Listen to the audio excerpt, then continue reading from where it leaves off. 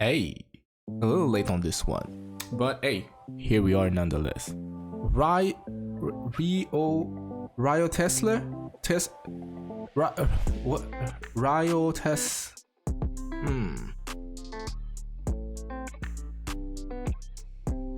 I know the spelling is confusing, so it's not Wriothesley, Wriothesley. So I refuse.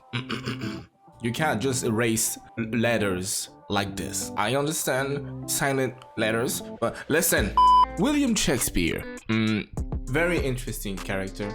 We all saw him in the Overture Final Feast. He looks mighty fine. If you know his kid, you know his kid, yeah. I'm not gonna go too deep into it, but we'll still go in too deep into it, yeah. I think it's design-wise, spiffy looking character. I ain't gonna lie. I'm a little bit of a crush right here. I'm crushing. So from what we know so far, or what I know so far, he looks to be a little bit like Hazel. You know, a little bit like Hazel, a little bit like Scaramuccio, Wanderer. Press E and start normal attacking with a little bit of charge attack in the mix. So we're gonna go over a few weapons that you can use for Mr. Wriothesley here. Some artifact choices also, and a little bit of stinky science. Yes, I wanna dive into the weirdness, things that works, but you should not do. But if you want to have a little bit of fun and explore, like, why not? If you have the resources for it. But I will definitely give you the real rundown on how to make him shine as much as possible, and then we're gonna get into the stinky science of, yo, if you have 4 pieces of this and you do that, that's interesting. Let's get into it, shall we? If you're new to the game and you're just starting and you installed Genshin just for Wriothesley, I want that character, yeah? You don't have any weapon? Well, go for this. This is a beautiful 3-star weapon. Once you kill an enemy, you get movement speed, makes you swerve a little bit faster, and then a buff in attack. Refine it, and you get more buff. It's the beginning of the beginning. It's there if you have it. By exploring leeway, give it a spin.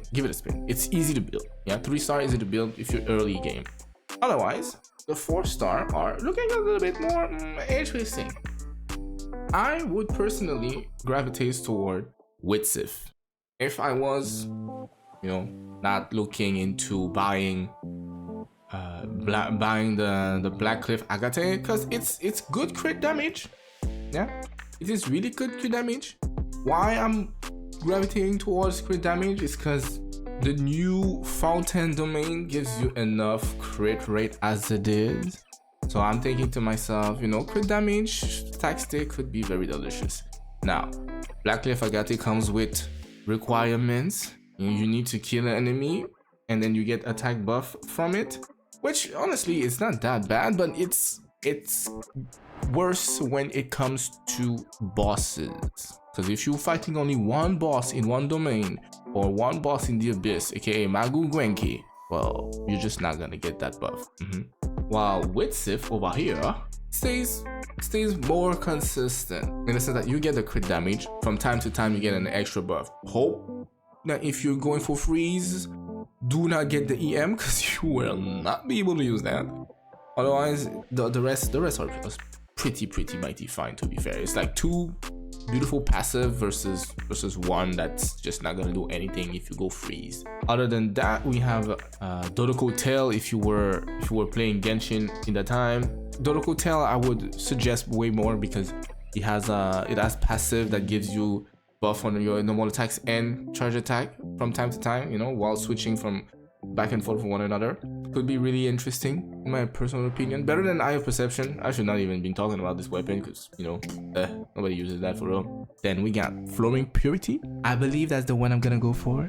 Beautiful craftable weapon from Fontaine. Look at it. Look at it. Look at the book. Look at the book. It looks beautiful. Passive on this weapon gives you a boost in elemental damage. Then we got in the future Ballad of Boundless Blue. This one I'm a little bit effy about, just because it's energy recharge focus. I do not think I really want that for my Wriothesley. Yes, for my Wriothesley.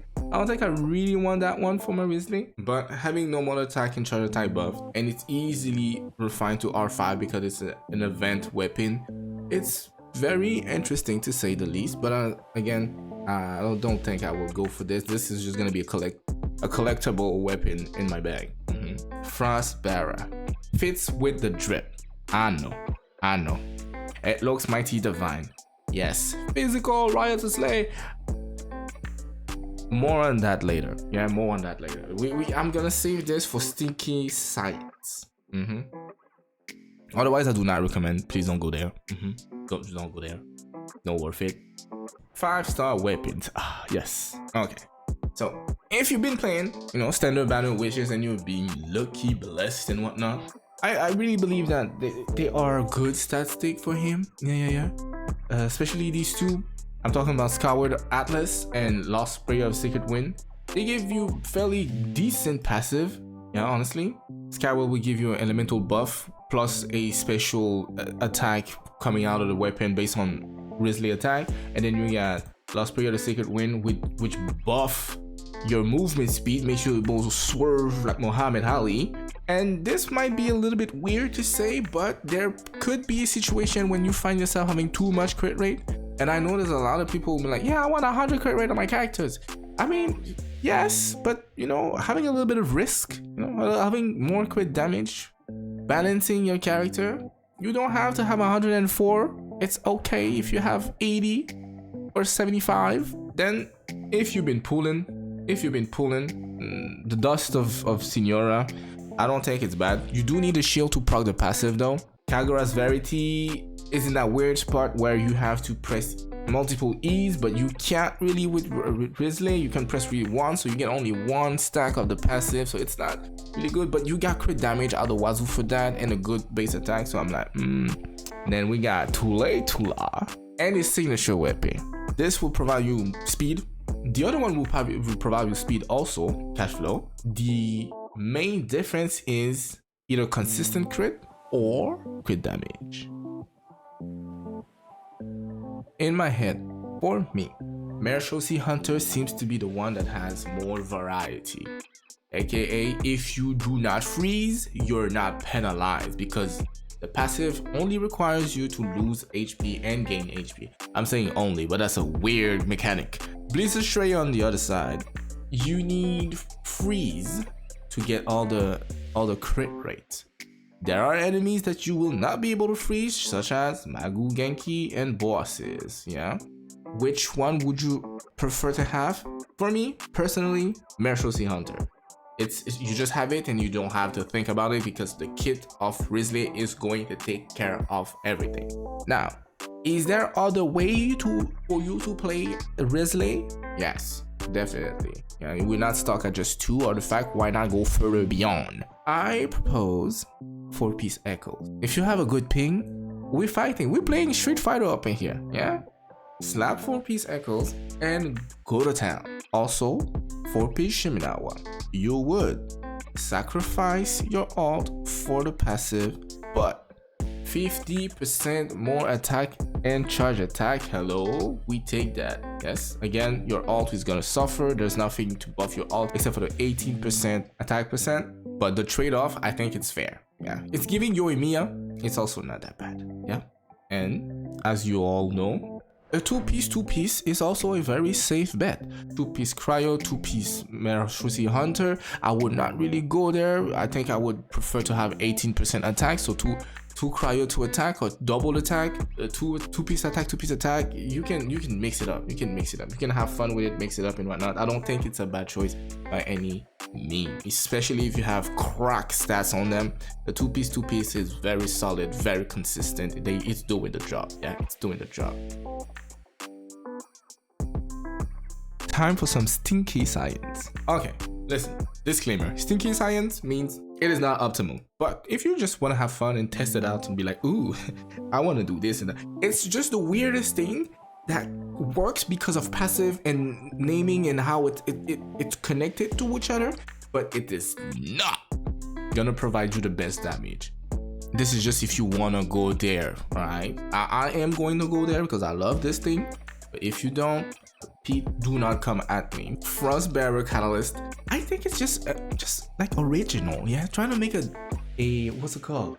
A physical catalyst user. That weapon was never used and it is finally having an owner, yeah? So why not give it a little bit of love with this here beautiful artifacts?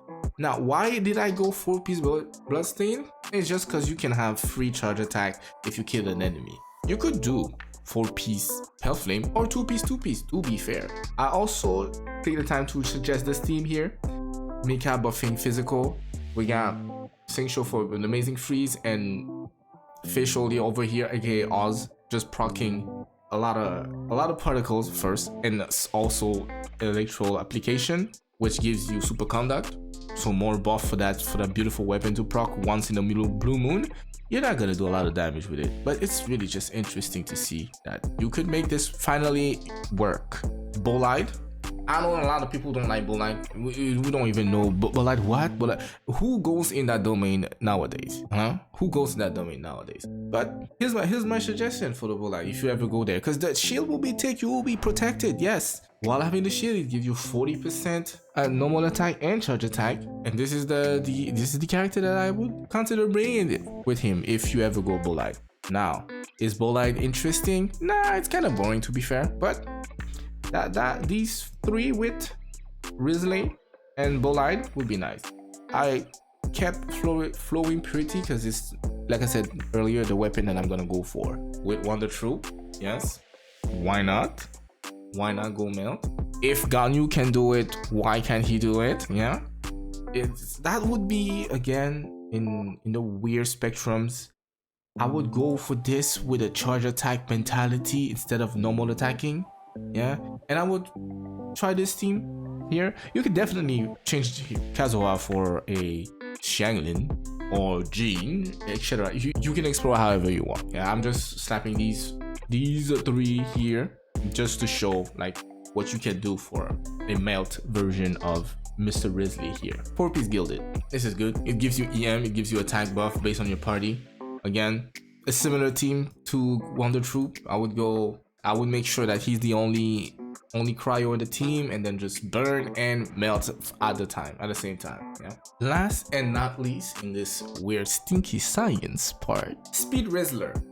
What is Speed Rizzler, you say? What? You do not know? Well, by doing a charge attack with the 4-piece desert, yes, I know it's an Anemo weapon, it's an Anemo artifact. By doing charge attack with this here beautiful artifact set, you get 10% attack speed buff. We love that. For Speed Rizzler team, I propose these three characters here: Yelan, Yunjin, Mika. Why Yelan? Hydro application, freeze. We love that. Also, she gives you damage bonus over time when you press Alt. And since Desert Pavilion artifact doesn't give you 15 cryo and it gives you a Nemo instead, I think it's a kind of way to rebalance that and gain actually something beneficial for the attack of Mr. Rizzler here. Yunjin, buff normal attacks, we love that. And if you have it at C6, that's a plus 12 attack speed. Yes. And then we got Mika. Whatever you want to do with Mika, you can give him a lot more talent on his E to get a lot more attack speed. Yes. I do not think you were going to cap, because there's a cap in attack speed. I don't think you're going to cap with these three characters plus the Pavilion Desert sets. If you do have the weapon though, I think you're just reaching for that cap. Thinking about if you have Rizzler's signature weapon or Too Late to Lie, you might reach the cap of speed. But with these three and a 4-star weapon, you're safe. You're really, really safe. Yeah, I think it's 160 speed that you can't reach, and with that team, it's a total of, you can go higher to 147 speed on Rizzler.